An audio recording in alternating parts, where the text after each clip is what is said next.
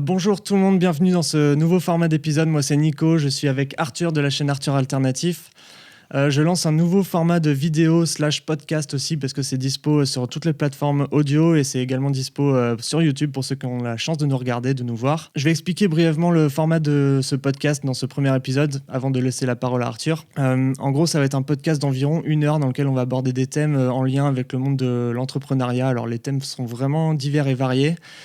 Chaque épisode aura un thème. Les thèmes sont définis par les invités en amont. Donc moi, je vais poser pas mal de questions, puis on va axer la discussion aussi autour de ces thèmes pour que au final, vous en sortiez avec des infos, une valeur ajoutée, quelque chose qui peut aider certaines personnes qui sont dans le flou un peu dans leur business, et aussi de promouvoir aussi le travail de chacun. Pour celles et ceux qui me connaissent pas, moi c'est Nico, je suis photographe et vidéaste indépendant depuis à peu près 2 ou 3 ans.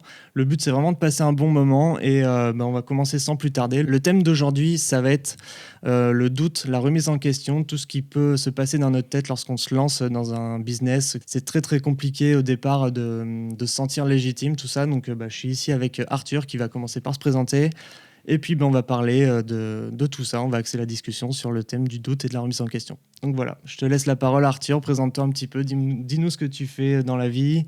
Bonjour à tous, bienvenue dans ce premier épisode du coup de Sit and Talk. Arthur Alternative, voilà, c'est le personnage qu'on a créé sur YouTube, sur les réseaux, pour créer du contenu, créer des vidéos par rapport aux musiques alternatives. Donc pas mal de programmes sur la scène métal française, métal moderne, et puis des projets, voilà, une vie sur les réseaux sociaux aussi.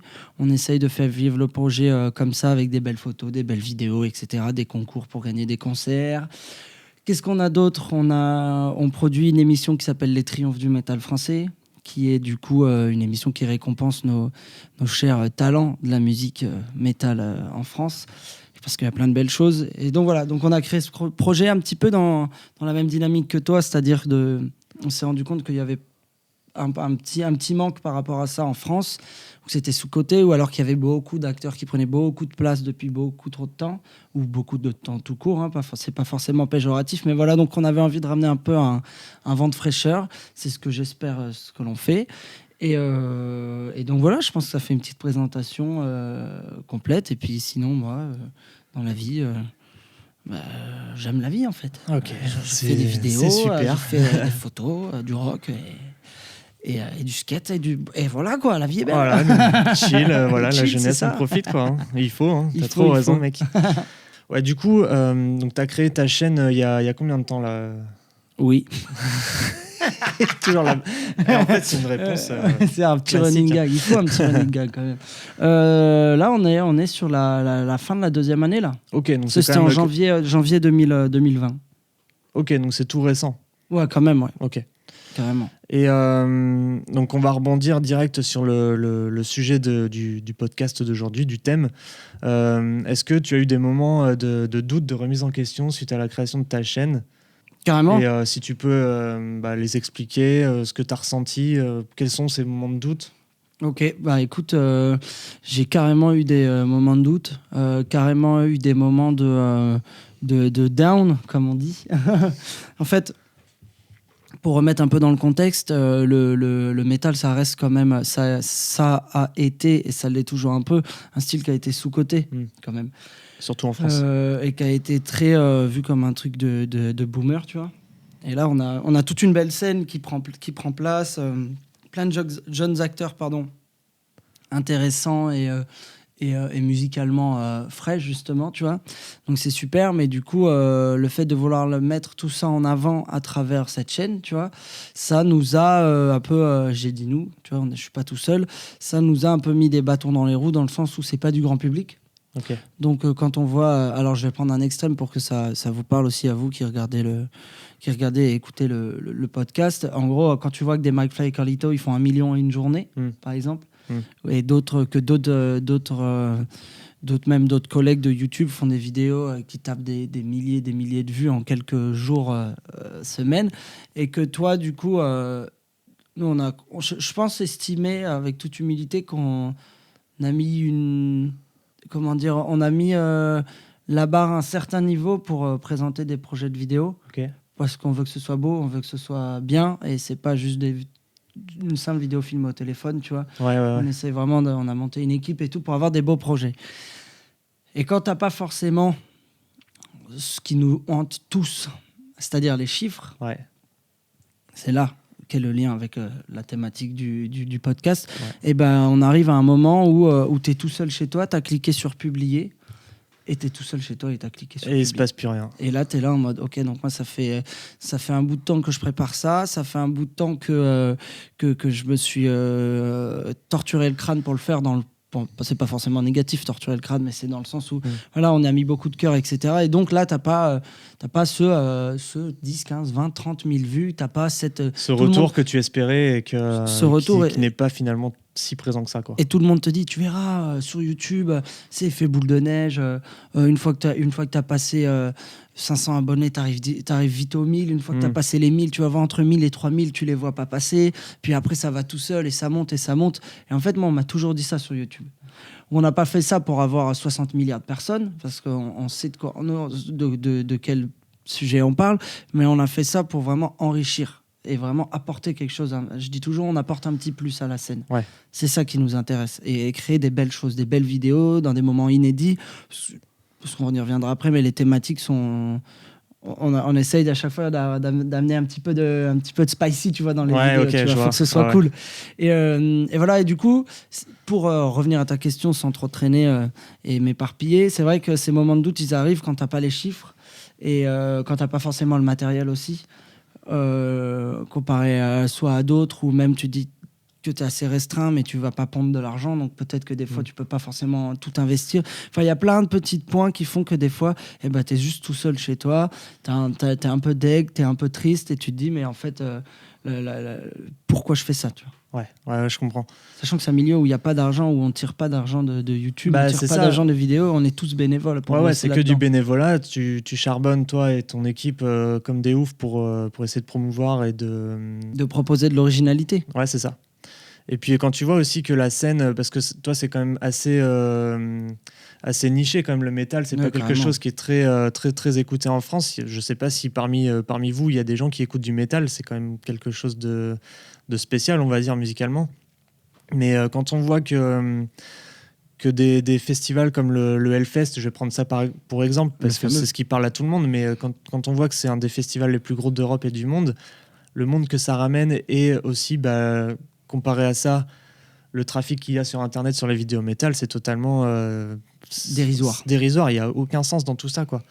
Donc après, tu as une carte à jouer là-dessus. Et tu vois, même si tu fais des... Nous, cette année, on a eu une chance énorme, c'est qu'on a été invité au Hellfest pour y créer 2 documentaires. Tu vois. C'est justement sur ça que je voulais rebondir, c'est que le doute, la remise en question peut se transformer aussi en quelque chose de positif plus tard. Carrément. Parce que le fait d'agir parfois dans l'ombre et de ne pas voir direct entre guillemets, le retour sur investissement, ça peut arriver tôt ou tard, et quand ça arrive, tu le vois pas venir au final. Carrément. Après, le retour sur investissement, mine de rien, comme je disais, on a eu la chance, on a eu cette opportunité avec Kevin Merriot, petit shout-out. Et derrière, tu vois, on a pu bosser sur des contenus différents de ce qu'on a fait d'habitude, des entre guillemets qui paraissent un peu plus produits, tu vois. Et ça a été très bien pour mettre le pied à l'étrier, tu vois. Et derrière, c'est sûr que quand tu compares le nombre de personnes qu'il y a dans un festival comme celui-ci et par exemple le nombre de vues que tu vas faire ou quoi, c'est dérisoire. Mais derrière, est-ce que on préfère pas toucher moins de personnes, mais que les personnes soient plus présentes, plus actives. Plus présentes, plus actives, et qu'elles viennent te le dire comme ça nous arrive. C'est quand même incroyable ça, quand ça arrive. Et plutôt que de brasser du monde ou avoir beaucoup de vues de part des formats, de part de la promotion, mais des vues qui n'ont aucune valeur. Voilà, le contraste il est là. Essayer de trouver la valeur ajoutée à tout ça, donner de la valeur aux gens, et que les gens t'apportent de la valeur. Voilà, le maître mot valeur. On essaie de se baser sur cette notion pour travailler. Et c'est aussi tout l'intérêt de ce podcast, Et c'est cool parce que on se retrouve un peu dans tout ça, quoi. Carrément. Et niveau remise en question sur ton travail, est-ce que ça t'est déjà arrivé? Est-ce que ça t'arrive souvent de te remettre en question sur le... Je vais pas parler des résultats du travail fourni, mais plus sur le travail en lui-même, sur ce que tu fais créativement. Je sais que tu bosses pas tout seul, mais sur la production pure et dure d'images, de ce que tu proposes sur ta chaîne. Est-ce que ça t'est déjà arrivé de te remettre en question artistiquement parlant, on va dire? C'est-à-dire sur le produit fini? Sur le produit fini ou même dans le processus de tournage, de montage, de vidéo, de retouche photo, tout ça. Est-ce que tu ressens de temps en temps? Est-ce que tu as déjà ressenti et si oui, à quelle fréquence de la remise en question? Alors moi, il y a le terme remise en question, je le comprends, mais à la fois, je trouve que ça parle pas. Tu vois. Tout le monde dit ça, genre, est-ce que tu te remets en question, mais à quel niveau? Qu'est-ce que toi, pour que les gens comprennent bien aussi, tu vois, ouais, bien sûr. Comment toi, tu définis se remettre en question à travers justement cette création artistique? Pour moi, se remettre en question, c'est de se dire, ah ouais, je fais ça, mais j'aime pas trop le travail que je fais. Je sais que je suis capable de mieux faire, mais j'arrive pas à mieux faire. Tu vois, c'est cette remise en question-là que j'ai connue personnellement, que je sais que d'autres personnes ont connue aussi, parce que je connais un petit peu pas mal de gens qui font le même boulot que moi. Et c'est un sujet qui revient assez souvent, de personnes qui se disent ah ouais, mais j'aime pas trop le travail que je fais, comment je peux faire pour améliorer ce que je fais? En gros, c'est ça. Est-ce que tu as déjà ressenti ça personnellement? Heureusement. Ouais. Heureusement que j'ai déjà ressenti ça. Surtout que, tu vois, on en parlait, mais moi, je suis pas un geek, tu vois. Ouais. Je suis pas du tout un geek des machines, des dernières sorties de matos, des petits gadgets qui vont me faire que... moi, je m'intéresse à tout ça. Du coup, ce qui permet d'être plus confort dans des tournages. Il y a un lien avec ta question. Hein, mais du coup, le fait de ne pas être geek et de ne pas être à donf sur tout ça, ça fait que des fois, quand j'ai commencé à tourner, j'arrivais avec... un bout de ficelle et une aiguille, quoi. Ouais. Pour l'expression, tu vois, je sais même pas si elle existe, mais en tout cas, sinon je l'ai inventée. Voilà, okay, nouvelle expression. Mais j'arrivais en mode, ok, comment on va faire? On va essayer avec ça et tout. Et du coup, ça fait que quand tu te remets en question sur le moment, en mode, ah ouais, en fait... il te manque ça, il te manque pas tout. mal de trucs parce que... Mais bon, ça le fait, c'est bon, ça suffit. C'est de la débrouille, finalement. C'est de la débrouille, ça suffit. T'arrives chez Watt, tu dérushes et là, tu fais aïe. Tu fais OK. Donc là, ça va pas là. Et c'est là que tu te dis OK, comment je vais pouvoir faire? Pourquoi c'est pas bien? Mais je vais quand même le faire et quand même publier parce que il y aura une évolution à un moment donné. Et on m'a appris à faire ça. Ah bah oui, c'est important. On m'a important. appris à te dire non, publie-le. Tu l'as publié la vidéo. C'est clair. Ah ouais, mais elle est pas super clean. Ouais, mais tu l'as fait. Tu auras quand même des bons retours. Et tu verras que même si elle est pas méga clean, c'est le sens que tu as donné au projet qui va prôner, tu vois. Et là, c'était le cas. Et donc oui, je me remets en question. Après, j'ai eu énormément de manque de temps pendant ces 2 dernières années face à plusieurs projets qui se sont superposés, ce qui a fait que j'ai mis de côté la progression et le développement personnel pour favoriser l'application du travail et le développement pur et dur.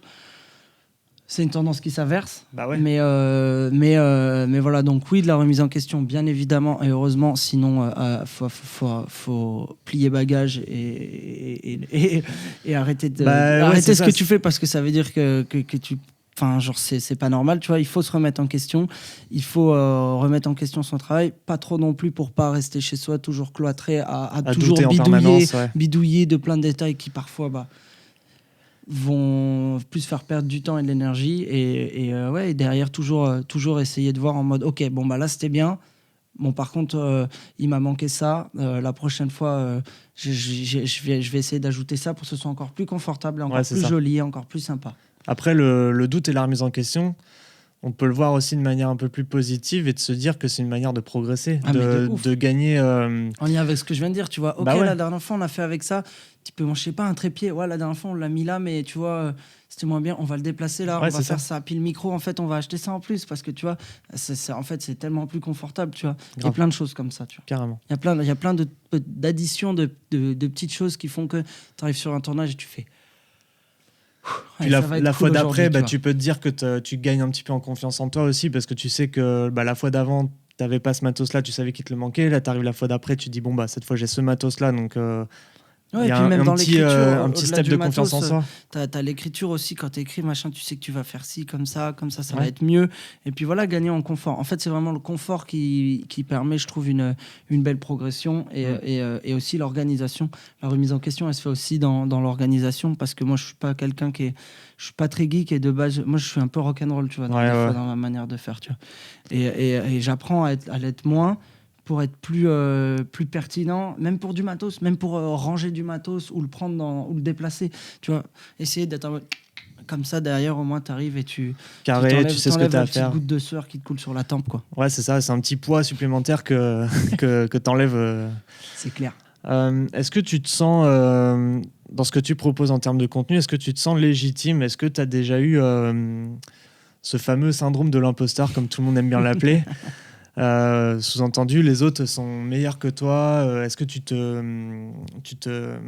t'identifies aux autres, tu te compares aux autres? Je pense qu'il y a toujours une petite comparaison qui se fait. C'est automatique. Surtout qu'on va pas se mentir, on est dans une scène qui est quand même où il y a des acteurs. Il y a des gens qui bossent dessus, mais il y en a pas énormément, donc on se connaît tous. Ouais. Et il y a un moment où tu regardes un peu ce qui se fait, mais en fait, nous, on a tellement, on kiffe tellement ce qu'on fait, et je trouve que c'est tellement personnel ce qu'on fait. C'est pas pour nous jeter des fleurs, mais tu vois, quand on va avec un groupe dans un resto ou dans un wake park, tu vois, faire des vidéos en mode maillot de bain au soleil, et que derrière on parle musique et tout, c'est nous en fait, c'est ce qu'on fait d'habitude. Au naturel. Là, au naturel. Et en fait, ça, on a cette chance sur le projet Arthur Alternatif, c'est on propose entre guillemets des projets, et j'espère que c'est perçu comme ça, un peu unique, tu vois, et pour que ce soit un moment, en fait, que toi tu regardes la vidéo et que tu fasses, j'ai passé un bon moment avec eux, j'étais l'impression d'être avec eux, quoi. Et j'ai chillé à travers un écran, j'ai autant de chillé qu'eux en vidéo. Putain, c'est trop bien, tu vois. Et en fait, vu qu'on a un peu notre petite patte, j'espère, et ça fait que tu te dis quand je fais ça, j'ai pas besoin de regarder ce qu'il y a à côté, parce que finalement ça vient de nous. Ouais. Mais sur d'autres trucs, carrément, tu regardes et tu te dis ok, c'est de l'inspiration, tu vois. Ouais. Voilà. Tu le vois plus comme une inspiration plutôt que lui c'est un ennemi parce qu'il fait quelque chose que je kiffe. Et les ennemis, ça sert à rien, tu vois. Mais parfois, tu peux pas être copain avec tout le monde. Ça c'est sûr. Contre, mais sous-entendu par là, il y a des gens qui pensent ça, tu vois. Il y a des gens, des vidéastes, des photographes. J'en connais quelques-uns. Je dirais pas de nom. Mais la mentalité, c'est. On tire pas de balle aujourd'hui. Non, moi je suis pas du tout. C'est pas du tout ma mentalité en plus. Mais je connais des gens qui disent ça et qu'ils se disent lui il fait tel type de projet, donc c'est un ennemi, il me vole ma clientèle, en gros, tu vois. Oui, il y a de la clientèle pour tout le monde, comme dans tout commerce. Ouais, c'est clair. Mais ça peut aussi rentrer en compte dans le fait que certaines personnes te remettent en question au final. Ouais, après c'est sûr, pour revenir à ce que tu disais par rapport au syndrome de l'imposteur. Par contre, moi ça je l'ai beaucoup et un peu trop, tu vois. Je travaille avec des Danny Louzon, des Kevin Merriot, par exemple. Même Aziz, dealer de métal et tout. C'est des bosseurs, tu vois, ces gars-là. C'est des bosseurs qui ont leur patte et qui font des bons projets, tu vois. C'est beau ce qu'ils font, tous, tu vois. Et tu vois, par exemple, quand tu travailles avec des très bons vidéastes comme ça, comme eux, comme je parle là du coup de Kevin et Danny, par exemple. Danny, du coup, pour que les gens comprennent, c'est Anubis Productions, c'est les clips de 1056, par exemple, tu vois, pour ceux qui connaissent dans la commu.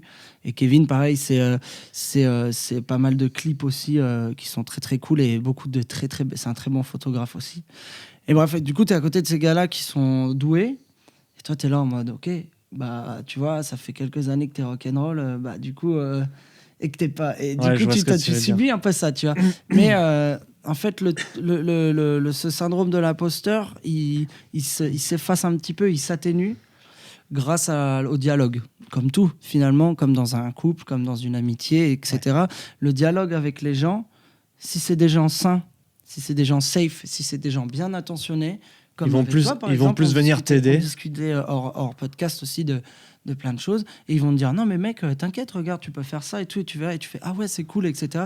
Tu t'entoures de gens bons qui, eux, font un bon travail et qui vont te permettre de toi te développer et te faire un bon travail. Et entre tout ça, il y a le syndrome de l'imposteur. Et là, tu dis, ok, bon bah, si ces gens m'aident, ça veut dire que t'es pas considéré comme un imposteur au final.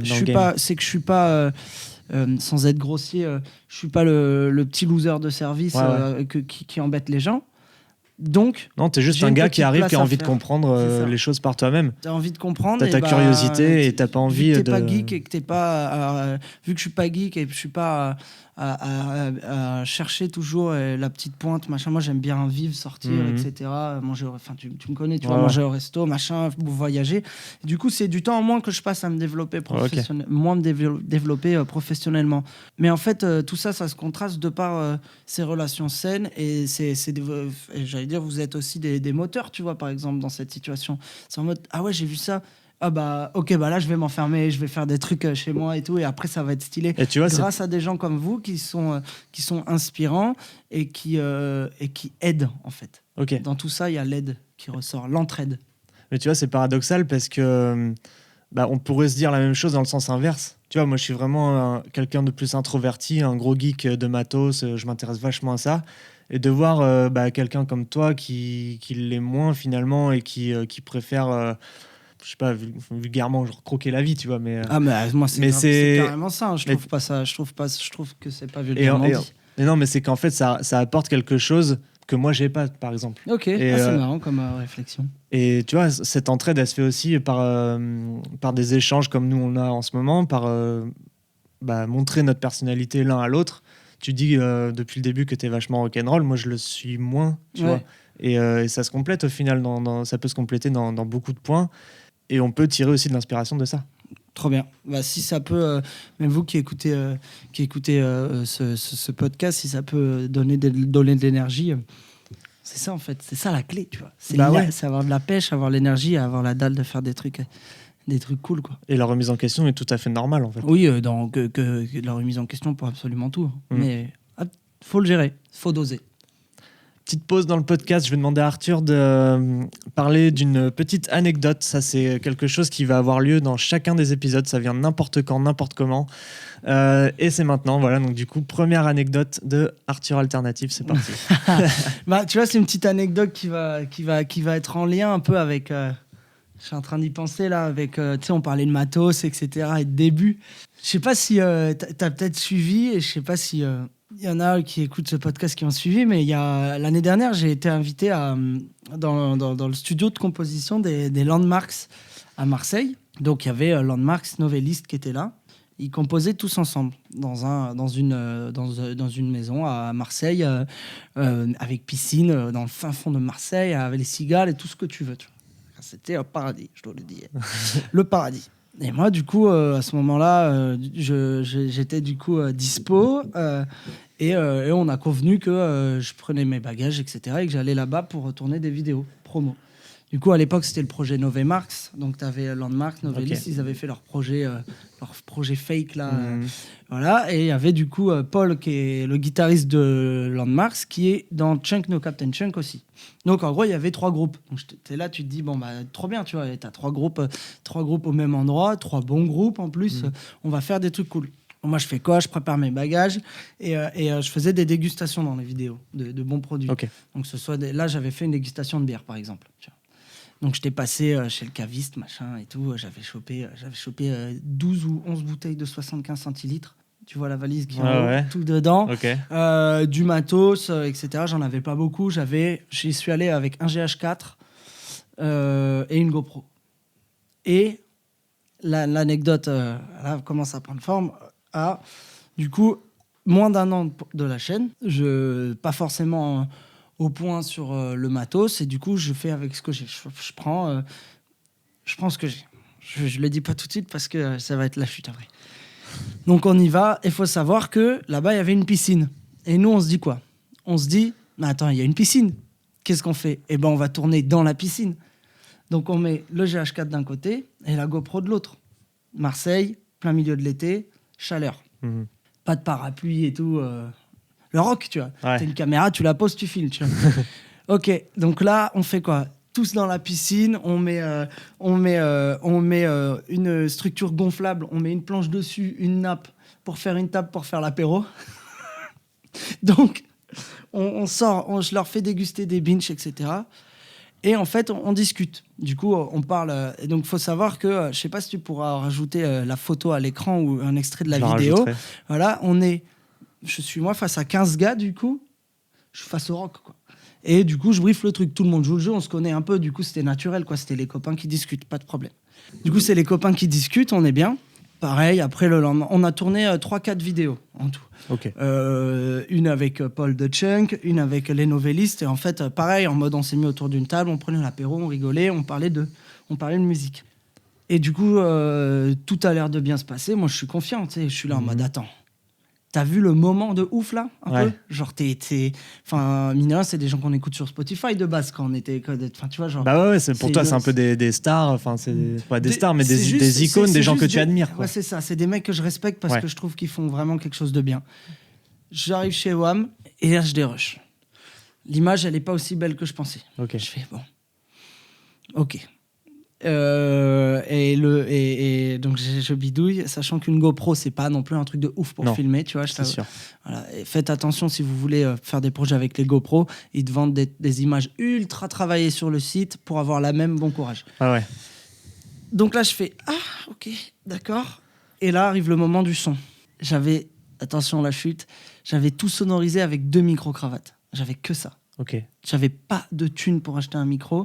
J'y suis allé au culot, mais complet. Mais genre, tu les as mis où, les micro-cravates ? Bah mec, je les ai mis aux 2 coins de la piscine, dirigés vers nous. Ah ouais. Et aux 2 coins de la table, dirigés vers nous aussi. Sans anti-pop.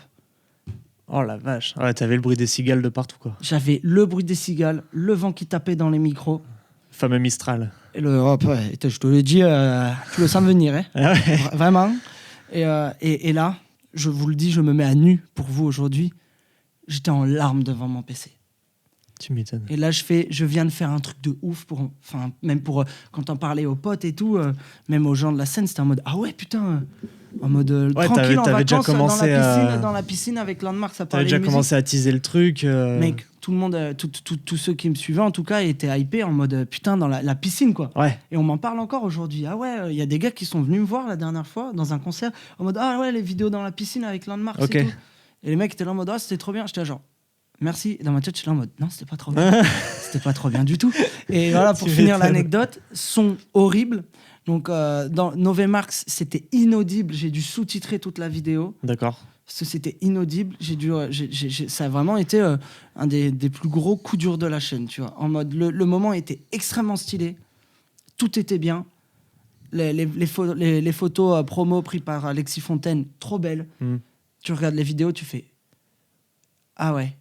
À la limite, il aurait mieux valu l'inverse, tu vois, que la vidéo soit carrément à chier et que l'audio soit correct. Parce que le plus important, c'est l'audio. Impossible à savoir comment tu sais, quand tu sais pas et qu'on t'a pas dit que... Bah ouais. Et après, même des potes qui sont là depuis longtemps, ils m'ont dit mais mec, va sonoriser une piscine. On me dit il aurait fallu que tu aies une équipe technique avec toi pour faire ouais, de ouf. C'est pas une GoPro et un GH4 qui va... 15 pélos dans une piscine. La GoPro... Bien évidemment, qui surchauffe au soleil, donc elle se coupe. Le GH4 bouillant, on aurait dit une plaque de cuisson, le truc. Mais non, mais n'importe quoi. Mais après, tu vois, la vidéo avec Paul, il y a les 2 micro-cravates, pas de bruit, elle est cool. Et voilà, donc j'ai beaucoup appris face à ça et j'ai été très content que, j'espère en tout cas, ou alors ils me l'ont pas dit que... Enfin, je sais ce qu'ils pensent que c'est pas parfait, mais ils m'en ont jamais voulu, tu vois. Et du coup, voilà, c'est tout. On avance et derrière, on a fait des trucs. On y reviendra après, mais on a fait des trucs. On a remonté le niveau très rapidement et maintenant, on s'en sort.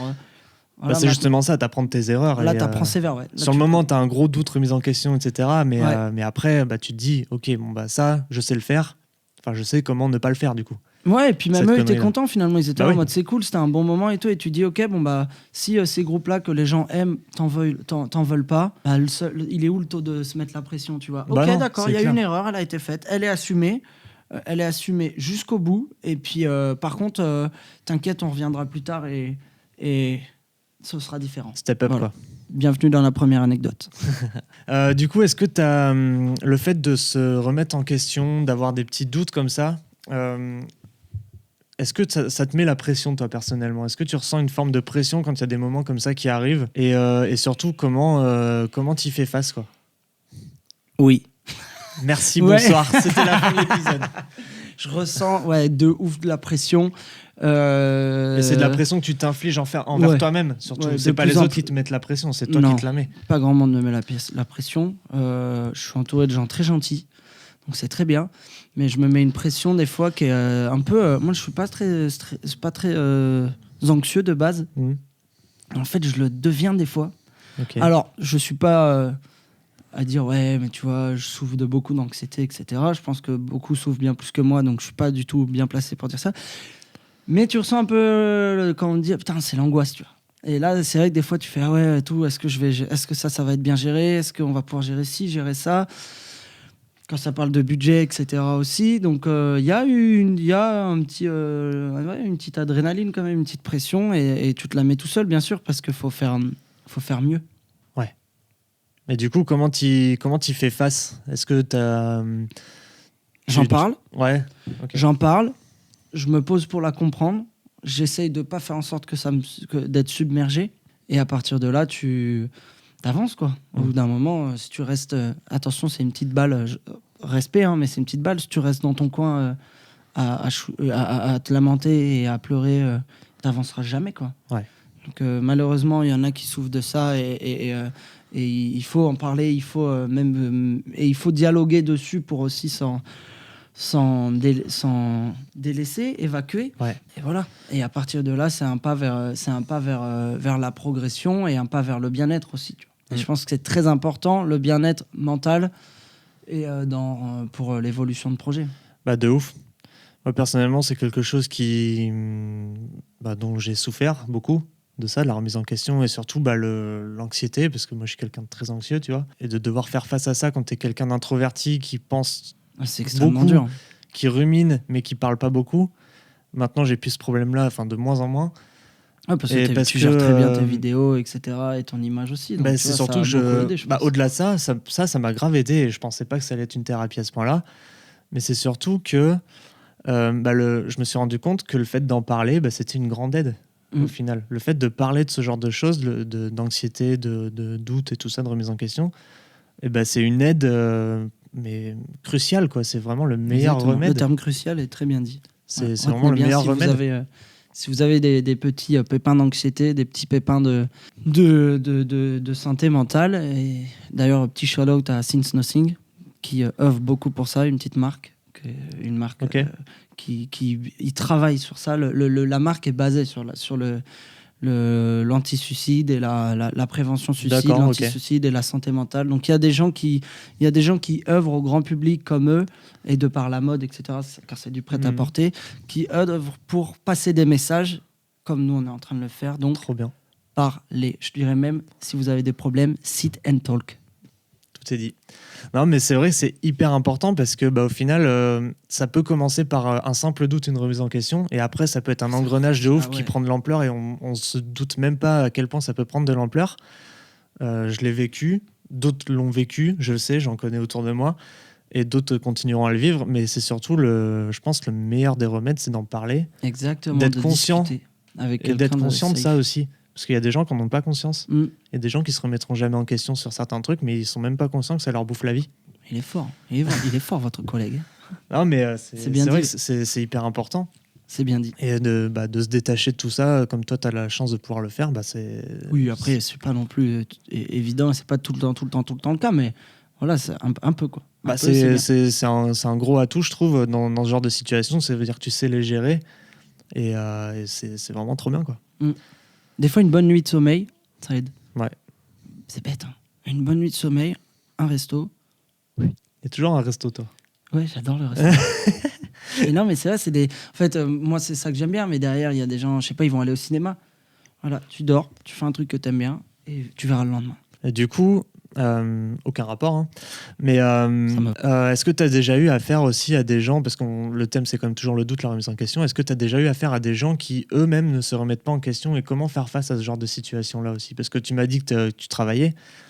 Tu as eu un boulot pendant un certain nombre d'années. Et donc, du coup, tu as sûrement eu des collègues, ou même dans un autre taf, ou même dans la vie de tous les jours, tu as sûrement dû croiser des gens qui ne se remettent pas en question. Et ça peut peut-être aider certaines personnes, parce qu'il y a beaucoup de gens qui sont employés dans des sociétés qui font face à des collègues, des patrons, tout ça, qui ne se remettent pas en question. Comment faire face à ce genre de situation-là? Est-ce que tu as des tips Je pense qu'on a tous croisé dans notre vie, que ce soit des potes, des collègues, des connaissances, même des artistes que tu suis, et tu vois que la personne ne se remet pas en question, tu vois.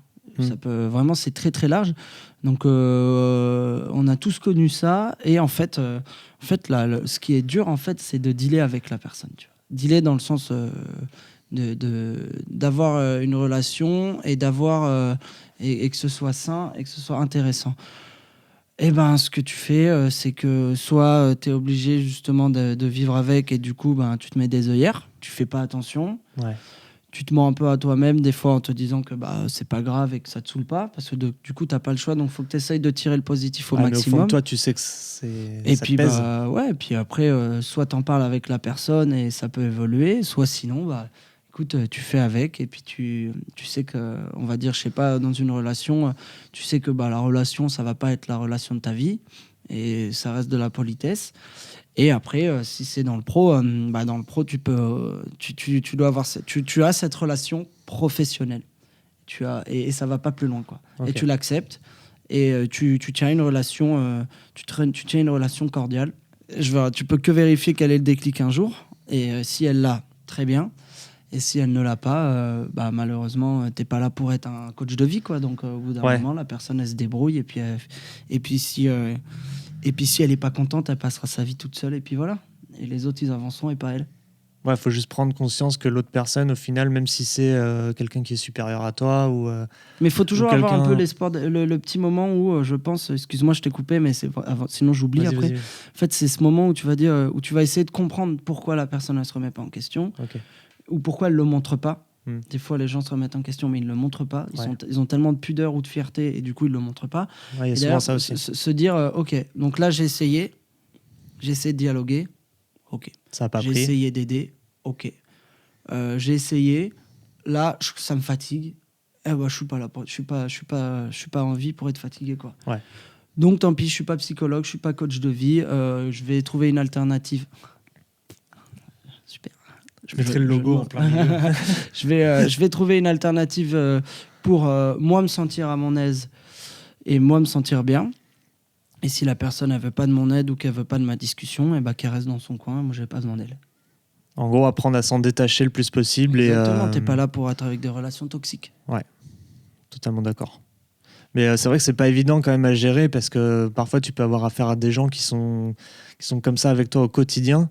Oh, c'est oppressant. C'est ultra oppressant. Toi, anxiogène, je dirais même. Ouais. Ça te renferme dans un inconfort que t'as pas forcément envie d'avoir. Et ça peut être bête à dire, mais parfois quand ces personnes sont pas là, tu ressens comme une espèce de libération. Oui. Ouais, c'est vrai que c'est pas simple à. Moi, après, comme je t'expliquais, comme je vous ai expliqué avant, c'est comme ça que moi j'ai appris à souffrir à minima de tout ça. Tu vois. Voilà. J'ai pas la flemme de souffrir, il y a trop de trucs trop cool à faire. Tu vois. C'est clair, t'as trop raison. Ok, du coup on va continuer avec la deuxième anecdote, et on va enchaîner direct après sur un jeu. Yes, je suis chaud. Donc du coup, deuxième anecdote de Arthur. Alternatif. Exactement, ce mot qui me suit. Dès qu'il y a quelqu'un qui voit ce mot, t'as vu? Alternatif. Deuxième anecdote, c'est une anecdote qui parle des triomphes du métal français. Je fais une petite piqûre de rappel au cas où, parce que je suis pas sûr que tout le monde connaisse. En fait, les triomphes de métal. Présente le projet carrément. Ouais. Alright. Triomphe du métal français. Du coup, c'est une émission qu'on a créée. C'est une émission qui a commencé tout seul dans mon bureau en face cam, où je débriefais des sorties de l'année 2020. D'accord. Voilà, exactement comme ça. Une caméra, première vidéo que je faisais sur ma chaîne en tant que média qui parlait de métal, etc. Donc voilà, je la fais, ça marche. J'étais content, c'est publié, tout le monde était content, etc. Le projet se développe, on monte une équipe, etc. Il y a un manager qui rentre dans le lot et qui dit « Attends, toi, on va faire des trucs. Et du coup, tous, on essaye de mettre notre pierre à l'édifice. On fait cette édition, du coup, 2021, que je vous invite à aller visionner. Carrément. Je vous invite aussi à aller la visionner. Qui a décuplé, entre guillemets, de ce qu'on faisait, tu vois. Je suis passé de moi tout seul à une équipe d'une quinzaine de personnes avec des jurys, un plateau de tournage, trois caméras, des micros de partout, blablabla. Enfin bref, un truc plus gros. Donc cette émission, nous, on passe des heures, des jours à la penser, à trouver, mais au détail près, hein, à comment on va avoir les canapés pour faire le décor, à comment on va avoir les lumières, à comment on va avoir un endroit, etc. Donc on se met en équipe. Petit shout-out à Rémi Brugère et Dany Louzon, qui sont les gars avec qui on monte ça de toutes pièces. Et donc on brainstorm tous les jours, ou presque, tu vois. Ou presque. Et Dany nous dit ok, on a une salle et du coup c'est bon, nickel, on a une salle, on l'a telle heure à telle heure, on y va tel jour, ok. On essaye de se débrouiller, etc. On brainstorm avec les jurys, on monte l'émission de toutes pièces, voilà, pour pas aller trop dans le détail. Il y a un vlog sur la chaîne qui explique tout ça, donc c'est pareil, si vous voulez le voir en plus, ça explique tout. On a fait vraiment un truc, on s'est mis à nu, quoi, pour vous expliquer sur la chaîne comment ça s'est fait. Donc on a notre jour de tournage dans une salle précise, pas de papier ni rien. On y va, c'est tout, quoi. Ouais. Le rock. On a une salle, on y va. Un accord verbal et ça suffit. Exactement. Quoi. 3 semaines avant, je reçois un appel de Dany. Il me dit, écoute gros, c'est chaud. Je fais, quoi? On n'a plus de salle. What? Je fais, donc là, on a le Airbnb qui est pris. On a tout qui est, les thunes, elles sont dépensées, quoi. Ah ouais. Tout est carré. Tout est au plus carré dans notre amateurisme. Parce qu'on n'est pas produit par une prod, etc. C'est pour ça que je dis ça. Et là, il me dit, on n'a plus de salle, comment on fait? Et là, je lui dis, je sais pas, j'ai envie de crever. Et là, on avait même l'option de le faire dans le Airbnb. Ah ouais, carrément. On parle, dans les jurys... C'était où? C'était dans quelle région? Melun, en région parisienne. En gros, on s'était même dit, tu sais quoi, on va le faire dans le Airbnb. Ok. Mais la schlag vie, quoi. Mais ouais, mais il faut savoir qu'il y a des gens qui n'ont pas que ça à faire dans notre jury. Tu vois, tu avais quand même Aurélie Communier, qui est une animatrice sur WeFM. Tu avais quand même Mike Rock, qui est le DJ Hellfest. Tom Gadona, qui bosse avec Dali Thundering Concept, qui a son groupe aussi, etc., qui tourne avec Novelliste, qui n'a pas que ça à faire non plus. Tu vois, tu fais venir du monde pour... Voilà, il y avait Vincent de Butcher's Rodeo, qui a beaucoup de taf aussi, et Aziz, qui est dealer de métal, qui a sa chaîne. On avait notre petit jury Kali qui fait plaisir. On avait tout bossé en amont, des soirées à faire des zooms, etc. pour bosser sur le projet. Donc trop bien. Et là, comment on fait? On n'a plus de salle. On va accueillir tout le monde dans un endroit tout pourri avec un drap noir et non. Ouais. Et là, PLS, en plus de quelques problèmes qu'on avait eu, on devait déposer, de base ça s'appelait pas comme ça, on avait un nom, on nous a mis une petite pression comme quoi il fallait changer le nom parce que c'était déposé, etc. En fait, en 2 semaines, il y a eu tout ça. D'accord. Et on était là en mode, mais pourquoi on fait ça en fait? Et là, ça arrive pile. Ça arrive au moment où il ne faut pas, quoi. Ouais. On n'a pas que ça à faire, on a tous nos tafs à côté et tout. Et là, le grand Dany qui dit, écoute, continue à bosser dessus, je trouve une salle, c'est bon. Je vais me débrouiller. Et le mec, Dany, il est busy, tu vois, il a sa famille, etc. Il a pas que ça à faire non plus. Donc, méga respect parce que le mec charbonne, il m'appelle et il me dit, c'est bon. Combien de temps avant? Je sais plus. Mais il a été réactif. Ok. Je sais plus. Parce que ça, c'est arrivé 2 semaines avant. 3 semaines avant, ouais. Donc 3 semaines avant. On va dire entre 2 et 3 semaines. Le mec m'appelle, il me fait, c'est bon. On se déstresse. J'ai trouvé un spot, ça va être différent. Demain, j'y vais. On va voir si ça passe. On va voir si le mec est OK. Le lendemain, il m'appelle. Le mec est chaud, machin. On fait un visio où il me montre l'endroit et tout. Parce que du coup, je pouvais pas me déplacer. Vu que moi, je suis à Lille et lui, il est dans Paname. Melun. Donc, c'est même pas Paname. C'est l'enfer de Paris. C'est le plus bas de Paris. Genre terminus RERD, tu vois. Donc, c'est l'autre bout. Et bref, pour finir là-dessus, le mec me dit c'est bon. On fait un zoom. Le mec, donc Antoine, qui gérait l'endroit, shout out aussi parce que un mec en or. Le mec me dit bah voilà, on va vous installer là et tout. Vous allez voir, ça va être cool. Et là, il vous a sauvé le projet. Et là, tu souffres et après tu souffles. Tu vois. Et là, On arrive le jour J, du coup, à Airbnb, où tout le monde était là. Il y avait des jurys, il y avait une partie du jury, il y avait des partenaires qui étaient là. On était 10 dedans, quoi. Ouais. Donc, trop bien, tu vois. Bonne expérience. Et là, j'arrive le jour du tournage. Je mets le pied dedans. Le mec, il dit, bon, bah voilà, c'est dans la pièce là-bas. J'arrive et je fais, oh putain, ça va être bien. Et Au là, final, ce fameux Antoine, du coup, avait tiré des draps pour cloisonner, avait mis un faux sol noir pour que ce soit bien propre. On avait les canapés rouges, il avait installé des lights de partout. Trop bien. Et il arrive, il fait voilà, j'avais pas envie qu'on y passe du temps et que vous soyez stressés. Du coup, j'ai monté les 3/4 du plateau de tournage. Ouais. Et là, j'ai les larmes aux yeux, tu vois. Et là, t'es là en mode... Dans le ok, positif, quoi. Ouais, et là, Ascenseur t'es là émotionnel. en mode, ok, on nous a pris la tête pour un nom. Je l'ai déposé, donc j'ai dépensé des thunes Mhm. pour le déposer pour que ça m'appartienne. Ok. Donc, tu vois, plein de trucs pas prévus, tu vois, mais qui coûtent. Et Au la moins, tu notion d'argent, elle est couvres, importante, tu tu vois. couvres tes arrières et puis Tu couvres tes arrières, tu fais tout pour que ça se fasse, Voilà. tu te saignes, tu passes du temps, etc. Et là, tu y es le jour J, et un mec il y a plein de gens qui sont là et qui t'ont dit non, on t'aide, t'inquiète, on va vous aider, Trop c'est cool. bien, on va faciliter la tâche pour ça. Là-bas, vous pouvez maquiller, là-bas, vous pouvez faire à manger, il y a le café qui est prêt, le plateau, il n'y a plus que les techniciens à s'installer. Ok. On fait les tests et après, nous, on faisait les briefings, etc. Là, je vais m'égarer parce que ce sera le débrief de l'émission, on n'est pas là pour ça. Mais voilà, l'anecdote en mode on nous prend la tête pour un nom, on a rebondi, mais pas sans angoisse. Ouais. On n'a plus de salle, on peut plus tourner, mais on est obligé de tourner ce jour-là. Tu vois. S'il y Ah avait ouais. un Bah ouais, jour parce que où on pouvait- t'as rendu dispo. J'ai T'as rendu demandé. dispo tout le monde Ouais. et là t'es obligé quoi. Et puis derrière il y avait photographe, il y avait assistant prod, il y avait Ouais, c'était du coup, ce maquillage, jour-là ou jamais, quoi. C'était ce jour-là et s'il n'y a pas d'autre jour-là, c'est chaud. C'est Et mort. c'était déjà fin janvier. Tu D'accord. vois. Et après, il fallait le temps de la monter, l'émission. Bah et ouais. après, on a eu plein de galères. Mais bon, ça, on va Après, pas- c'est des c'est galères une de autre montage. anecdote. Mais des grosses galères reloues, du coup, c'est pour ça que c'est sorti en juin. Mais cette année, ça sortira bien plus tôt. Car il y a une 3e édition cette année et ça va être monstrueux. Enfin, voilà, la deuxième anecdote qui a été pas sans peine, mais qui maintenant nous amène à faire de belles choses. Voilà, merci de m'avoir fait parler de ça. Ça me fait plaisir, quoi. Puis surtout. J'espère que cette anecdote vous a plu. Surtout, gros doute, grosse remise en question, mais au final, pour quelque chose de peut-être mieux que ce que tu avais anticipé au Mais départ. c'était 10 fois mieux. Parce que peut-être 10 fois mieux. que la première salle, elle était moins bien par rapport à la deuxième, tu vois. Ça, elle n'existe plus, du coup. Ah bon, bah comme Ah ça. ouais, mais elle s'est fait cancel, la salle. Ah ouais, carrément. Ah, c'est Genre, pas la genre, salle vous venez n'existe pas. plus. C'est genre, le maire a dit, la salle, elle sert plus à ça. La C'est salle, bon, il n'y a elle ferme. plus. Ah ouais, d'accord. Bon, bah, comme Mode, ça. le mec a tiré une balle instantanée, quoi. En mode, pouf, plus de salle. PLS. Au revoir, adios.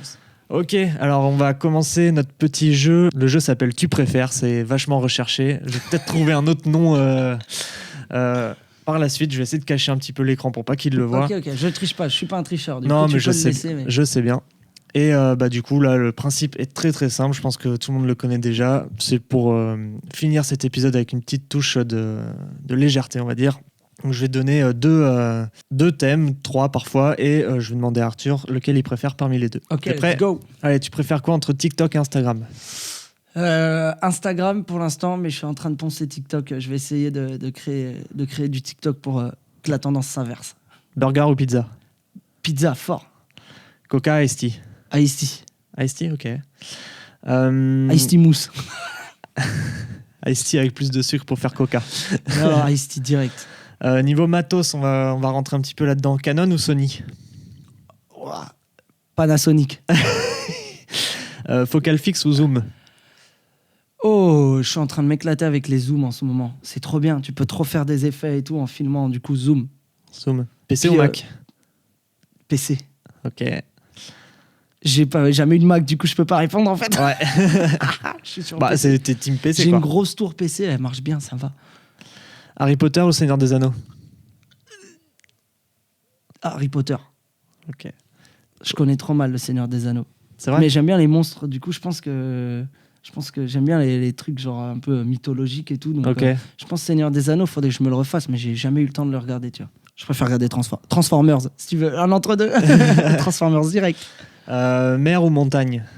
Montagne. Montagne. Direct. J'aime pas la mer, j'aime pas le sable.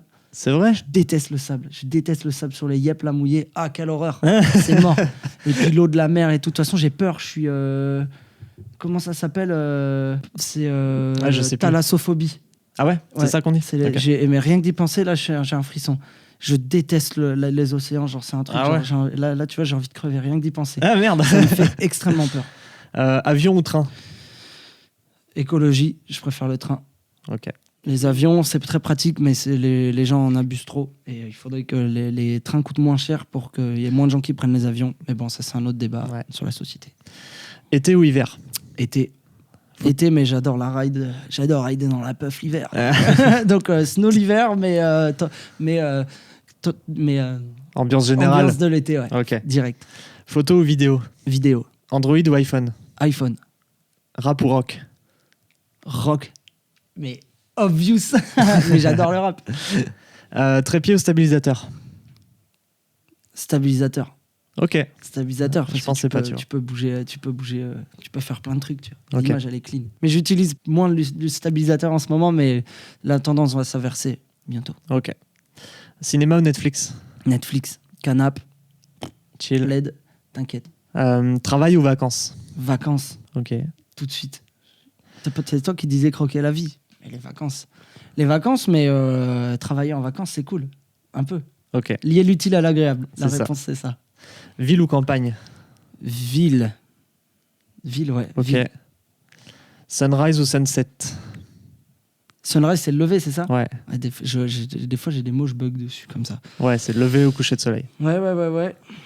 Alors, je parle un peu anglais, pourtant. Mais je pense lever du jour parce que sunrise, du coup. Parce que je préfère avoir la journée devant moi plutôt que la nuit, maintenant. Ok. Fruits ou légumes? Fruits, Ok. Passé ou futur? futur. Passé, des fois, il faut trop le seum, du coup. Autant penser à un meilleur futur. Plus d'argent ou plus de temps? Ah, il est fort, votre Celle-là, elle pote. est Hein. tricky. Hein. Il est fort, votre pote. Moi, je te dirais plus de temps. Plus de temps? Plus de temps, ouais. Parce que... plus de temps, ouais. Parce que... Mais après, beaucoup d'argent, c'est bien aussi. C'est pour ça, elle est chaude, celle-là. Mais avec plus de temps, tu peux faire plus d'argent. Mais avec plus d'argent, tu as peut-être moins de temps. Tu peux pas acheter ton temps. Bang. Tu préfères perdre ton compte Insta ou TikTok ou perdre ton compte YouTube? Perdre mon compte YouTube. Ok, Tu peux faire du business avec TikTok et Insta maintenant. c'est vrai. Pas de la même manière, mais... Pas de la même manière, mais tu peux plus t'éclater. Tu peux plus t'éclater à faire des micro-formats qui marchent que faire des gros formats YouTube qui marcheront peut-être pas. C'est vrai. Série ou film? Film. On avait déjà parlé. Pré-prod ou post-prod? Pré-prod, tu veux dire... C'est genre préparation, écriture script, tout ça, call avec les gens et tout. Ou alors post-prod, montage, étalonnage. Je pense que je préfère organiser les choses plutôt que de les monter. Ok, Je suis Donc, plutôt un organisateur, mais depuis toujours, tu vois. d'accord.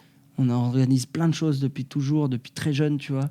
Je préfère briefer les trucs, mener un projet bien, plutôt qu'on me dise bon bah voilà, tout est fait, faut que tu montes. Ok, Je suis pas un menteur, moi. d'accord. Tu préfères être très bien payé, mais le projet est pas ouf, mais pas bien payé du tout, mais genre vraiment misère, et projet est ouf. Bon, le projet est ouf et t'es pas bien payé. Ah ouais. C'est ce qu'on fait déjà. Donc, donc, Non, mais si jamais t'as la possibilité entre les deux, genre tu gagnes 1 million pour un truc où c'est pas ouf, ça et tu gagnes 0 ça pour un dépend. truc C'est où... un truc où genre tu vas bosser toute ta life dessus, mais tu gagnes 1 million.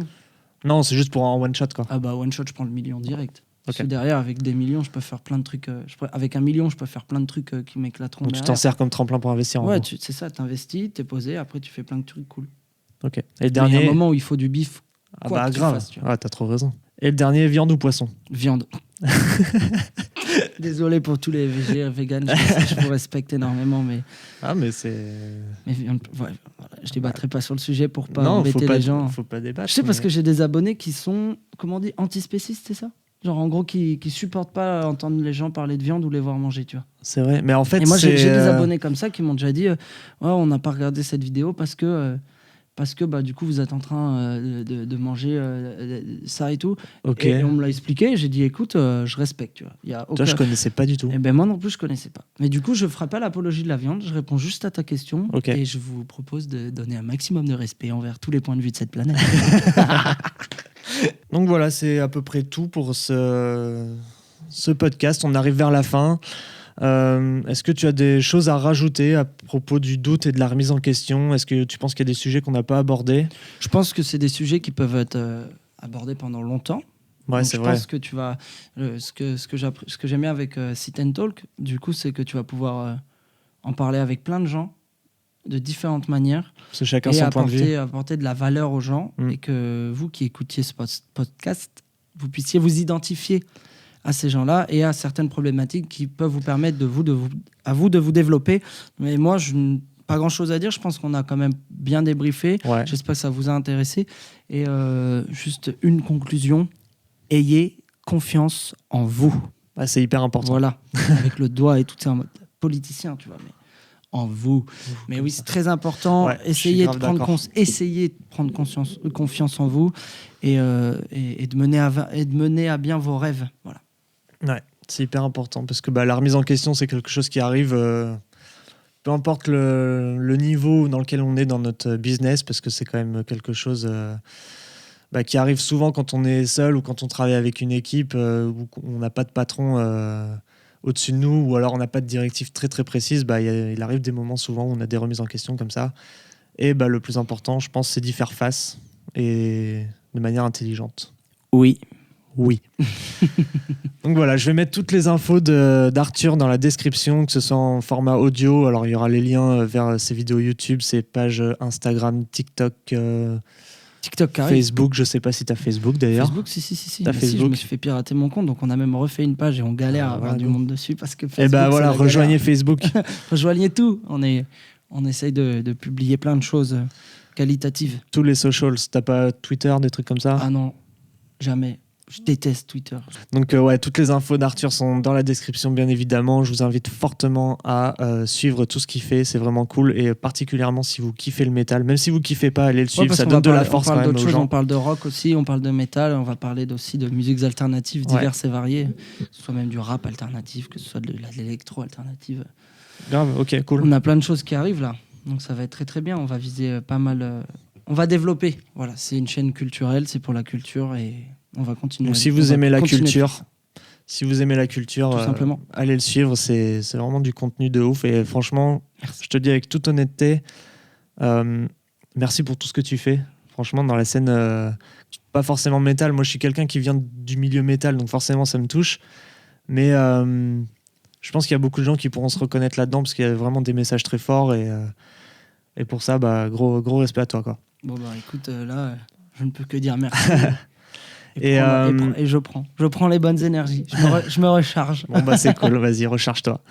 On va terminer avec un petit mot de la fin. Est-ce que tu as des projets que tu souhaites mettre en avant, un futur proche ou plus ou moins proche que tu comptes envisager? Ce sera le mois de sortie des Triomphes, 3e édition. Ok. On est en train de bosser énormément dessus pour que ce soit quelque chose d'un peu huge quand même, quoi. Que ce soit assez un beau projet, voilà, un beau projet complet. Donc il y aura ça. D'ici là, il y aura des vidéos, j'espère, avec des groupes, des artistes qui seront sortis.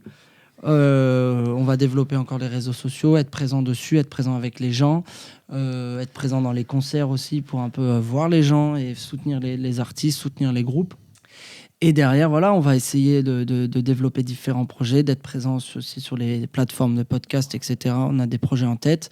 On va essayer de grossir, on va essayer de s'affilier à des gens qui, eux aussi, ont envie de travailler, eux aussi ont envie de faire des choses chouettes.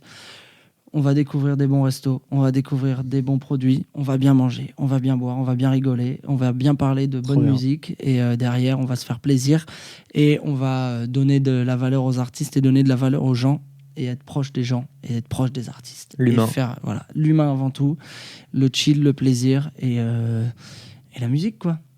Et participer à plein de choses. Voilà, on va développer tout ça. Et merci beaucoup pour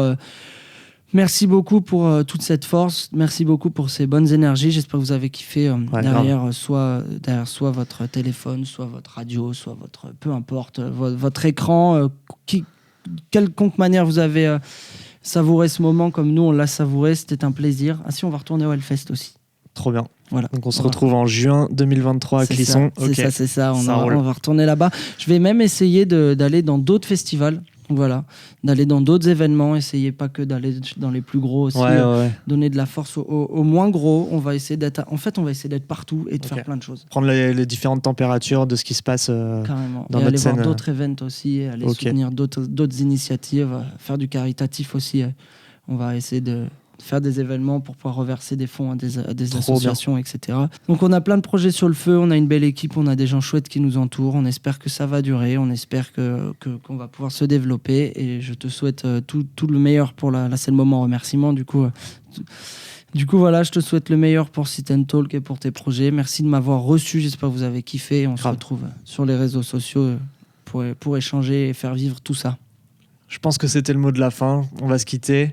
Un grand merci à toi. Et puis, on se tient au courant pour la suite. L'épisode 2 sort le mois prochain. Je compte faire un épisode tous les mois. Donc, rendez-vous le mois prochain pour le 2e épisode. Ciao tout le monde. Et prenez soin de vous. Et ouais. Merci à toi, mec. Cool. Clap de fin. On a fini. Bravo, mon vieux.